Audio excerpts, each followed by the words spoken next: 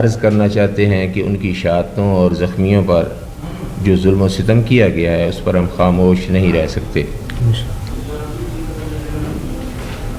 حضرت مولانا مفتی سعید احمد حبیبی صاحب تحریک صراط مستقیم اور تحریک لبیک اسلام کے صوبائی رہنما تھے، انتہائی نڈر مبلغ تھے۔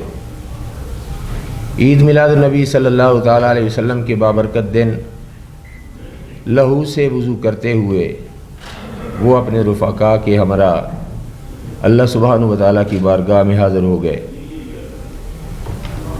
اسلام اور سنیت کے لیے ان کی خدمات ہمیشہ یاد رکھی جائے گی۔ سلام و درود کے جلوس میں بم بارود لانے والے انسانیت کے نام پر بددمات داغ ہیں۔ مستونگ میں عید میلاد النبی صلی اللہ تعالیٰ علیہ وسلم مناتے ہوئے جام شہادت نوش کرنے والے ہماری اطلاع کے مطابق 92 شہداء کا خون حکومت اور قانون نافذ کرنے والوں اداروں کی کارکردگی پر سوالیہ نشان ہے۔ ہم نے اس سلسلے میں لاہور کے اندر پریس کلب لاہور کے سامنے احتجاجی مظاہرہ کیا، کال دی کہ اس معاملے میں حکومت اپنا جاندار کردار ادا کرے۔ وہاں پر کچھ ہم نے اپنے مطالبات رکھے۔ اب تقریباً 11-12 دن گزر گئے ہیں، اس کے باوجود ایجنسیاں، ادارے اور حکومت اس خودکش حملہ کے ماسٹر مائنڈ اور اس کے سہولت کاروں کو بے نقاب کرنے میں ناکام نظر آ رہی ہے۔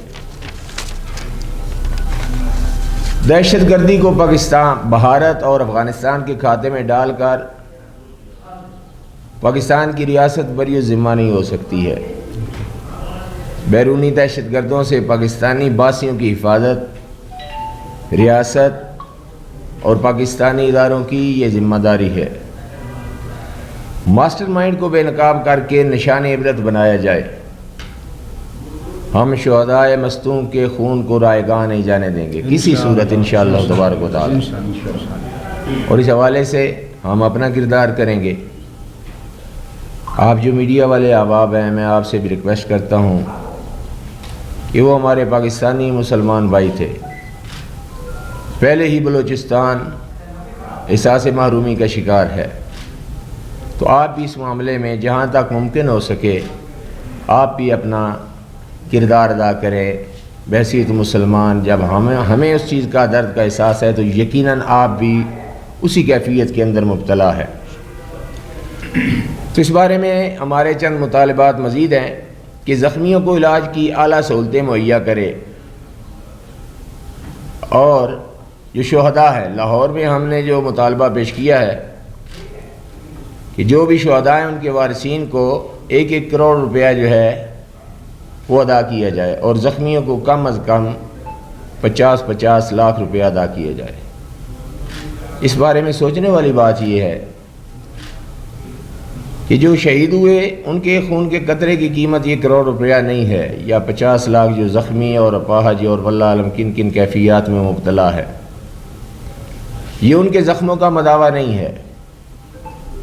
اور جو ہمارے حکومتی عہدیداران ہیں، آپ ہم سے زیادہ جانتے ہیں کہ ان کی آئے دن کی شاہ خرچیاں جو ہیں وہ تو ایک دن کے اندر پتہ نہیں کہاں سے کہاں چلی جاتی ہیں۔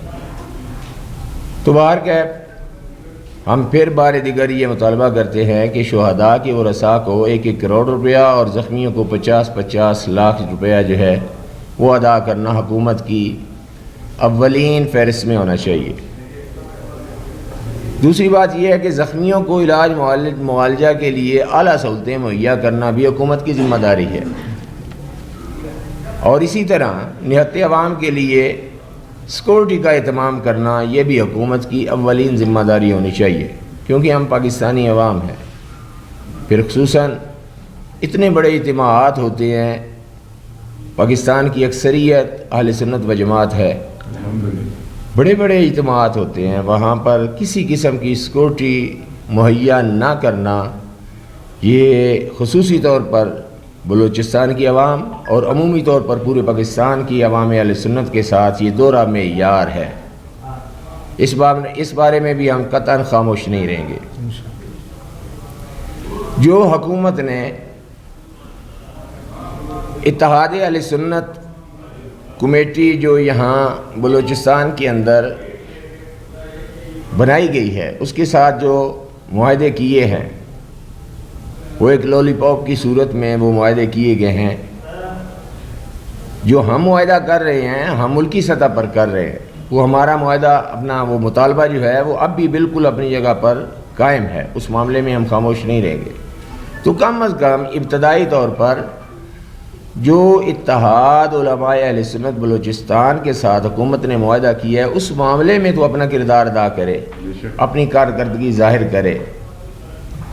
یہ ہمارے چند مطالبات ہیں. یہ دہشت گردی جو ہے مذہبی تھی، مسلکی تھی یا ملکی تھی، اس بارے میں گزارش یہ کرنا چاہتا ہوں کہ تحریک لبیک اسلام کے مرکزی چیئرمین کے حوالے سے کہ ہم اپنے دینی مشن سے ہرگز پیچھے نہیں ہٹیں گے. اہل سنت و جماعت کے بزرگوں نے پاکستان کے قیام کے اندر اپنا بنیادی کردار ادا کیا، پاکستان کو بنایا، اور انشاءاللہ تبارک و تعالی اسی پاکستان کو بچانے میں بھی ہم اپنی جانوں کے نذرانے بھی دینے پڑے تو اسے دریغ نہیں کریں گے. ہم اللہ کے فضل و کرم سے ایک پرامن جماعت ہیں، درود والے ہیں، بارود والے نہیں ہیں. یہ ملک پاکستان ہمارا گھر ہے. وہ لوگ جو اس گھر کو گھر نہیں سمجھتے، کرائے کا گھر سمجھتے ہیں. پاکستان کی بنیاد کے اندر کم و بیش 22 کروڑ مسلمانوں نے اپنی جانوں کا نذرانہ پیش کیا ہے، اور اس کے اندر اہل سنت و جماعت جو ہے سر فہرست نظر آتی تھی. انشاءاللہ 22 لاکھ جانوں کا نذرانہ پیش کیا. تو انشاءاللہ تبارک و تعالی تحریک لبیک اسلام جنرل الیکشن کے اندر بھی اپنا مضبوط کردار ادا کرے گی. اتحاد علماء اہل سنت بلوچستان کمیٹی نے بلوچستان کے اندر 13 اکتوبر بروز جمعہ کے بعد ملک گیر احتجاجی مظاہروں کی کال دی ہے. تحریک لبیک اسلام، تحریک صراط مستقیم ان کی اس کال کی پرزور حمایت کرتی ہے. ہم نے حکومت کو یہ ٹاسک دیا، وارننگ دی تھی، جو ہم نے پریس کلب لاہور کے اندر ایک علامتی احتجاجی مظاہرہ کیا تھا. اس میں ہم نے کہا تھا کہ کوئی بھی چھوٹا موٹا مسئلہ ہو تو حکومت GIT بناتی ہے، تو شہدائے مصدوم کے حوالے سے، ثانیہ مصدوم کے حوالے سے حکومت فی الفور ایک مضبوط GIT کمیٹی تشکیل دے. لیکن ابھی تک اس پر عمل نہیں کیا گیا. تو ہم نے اس وقت وارن کیا تھا حکومت پاکستان کو کہ اگر ہماری بات کو نہ سنا گیا تو تحریک لبیک اسلام ملک گیر احتجاجی مظاہروں کی کال دے گی. اور انشاءاللہ تبارک و تعالی آج میں دوبارہ پریس کلب کوئٹہ کے اندر یہ بات کہہ رہا ہوں کہ زیادہ سے زیادہ 1 ہفتے کا ٹائم میں دیتا ہوں حکومت پاکستان کو. اگر فی الفور GIT مقرر نہ کی گئی مصدوم ثانیہ کے حوالے سے تو تحریک لبیک اسلام بھرپور طریقے سے ملک گیر احتجاجی پرامن مظاہروں کی کال دے گی. آخر میں عالمی سطح پر جو صورتحال ہے خصوصاً فلسطین کے حوالے سے، تو تحریک لبیک اسلام فلسطین کے اوپر اسرائیلی جارحیت، صہیونی جارحیت کی پرزور مذمت کرتے ہیں، اور پاکستانی حکومت کو مظلوم فلسطینیوں کی آزادی اور فلسطین کے اندر یہودیوں کی انخلاء کا فی الفور مطالبہ کرتے ہیں. اور پوری دنیا کے مسلمانوں سے میں یہ گزارش کرتا ہوں، یہ بیت المقدس شریف ہم مسلمانوں کا قبلہ اول ہے. یہ صہیونی اس پر ظالمانہ طریقے سے قابض ہے. تو کب جاگے گا مسلمان حکمران؟ وہ مسلمان حکمران جو اسرائیل کے ساتھ سفارتی تعلقات رکھتی ہیں، ان کو سوچنا چاہیے. تو پوری دنیا کے اندر جہاں جہاں مسلمان حکمران ہیں ان سے میں درخواست کرتا ہوں کہ ہم مسلمان ہیں، ہمارا ایک تعلق نبی کریم صلی اللہ تعالیٰ علیہ وسلم کی نسبت سے کلمے کا ایک تعلق ہے اور مضبوط تعلق ہے. کب تک ہم ایسے رہیں گے؟ تو ہم فلسطین کے اندر یہودیوں کے انخلاء کا پرزور مطالبہ کرتے ہیں. حکومت